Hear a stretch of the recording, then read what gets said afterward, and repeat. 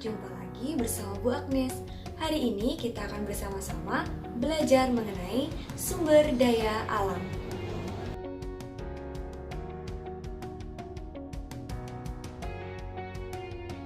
Sumber daya alam adalah segala sesuatu yang dapat diperoleh dari lingkungan untuk memenuhi kebutuhan hidup manusia. Bisa berupa benda mati maupun benda hidup. Jenis sumber daya alam dibedakan menjadi dua. Ada sumber daya alam yang dapat diperbaharui dan sumber daya alam yang tidak dapat diperbaharui. Sumber daya alam yang dapat diperbaharui adalah sumber daya yang meskipun digunakan terus-menerus, ia tidak akan habis. Contohnya ada hewan, tumbuhan, air, udara, dan sinar matahari. Sumber daya alam yang tidak dapat diperbaharui adalah sumber daya alam yang jika digunakan terus-menerus akan habis.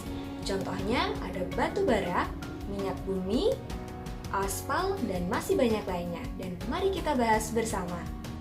Batu bara terbentuk akibat pembusukan atau penimbunan sisa-sisa tumbuhan selama ribuan, bahkan jutaan tahun. Batu bara digunakan sebagai bahan bakar lokomotif kuno dan sebagai bahan bakar pabrik-pabrik dan rumah penduduk. Meskipun demikian, penggunaan batu bara untuk saat ini semakin dikurangi karena mengakibatkan debu hitam dan polusi di udara. Minyak bumi.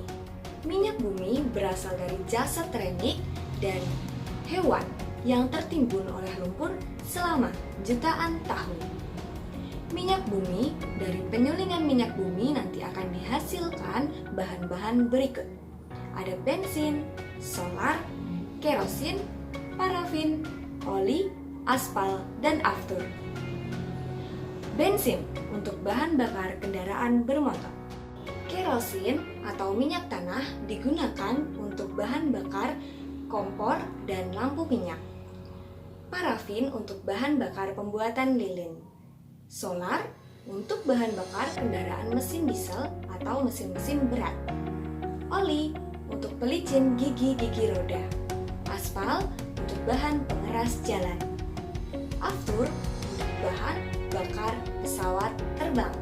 Bauksit digunakan sebagai bahan bakar pembuatan aluminium. Aluminium berwarna putih, tahan karat, ringan, dan mudah menghantar panas. Aluminium digunakan untuk membuat peralatan dapur, bahan bangunan, dan bahan pesawat terbang. Biji besi, bahan untuk pembuatan besi dan baja. Besi dan baja digunakan untuk tiang bangunan, mesin, perkakas pertukangan, dan lain-lain.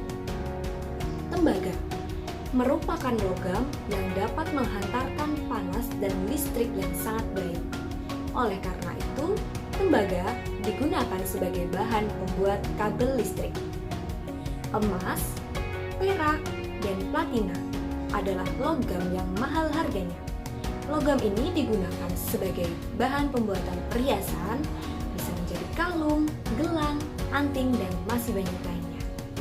Kemudian ada nikel, juga sering disebut sebagai bahan pencampur. Nikel dipakai untuk melapisi besi agar tidak mudah berkarat. Besi yang dilapisi nikel menjadi mengkilap dan biasa disebut parnikel. Timah, bahan baku pelapis kaleng agar tahan karat, lalu ada solder, pembungkus makanan dan rokok, serta bahan campuran logam lain. Kemudian ada timah hitam, digunakan dalam industri baterai, bungkus kabel, amunisi, campuran logam, industri, cat, keramik, industri kimia, dan industri nuklir. Batu granit digunakan sebagai bahan baku pembuatan tegel dan batu hias. Ada batu kapur. Batu kapur digunakan sebagai bahan pembuat soda api, semen, cat, keramik, dempul, lem, kaca kristal, penyamak kulit, dan campuran obat-obatan dan kosmetik. Belerang. Belerang digunakan untuk industri pupuk, kertas, cat, plastik, bahan sintetis, pengolahan minyak bumi, industri karet dan ban, industri gula pasir, pertenunan, film, fotografi, industri logam dan besi baja. Ada juga intan sebagai bahan perhiasan.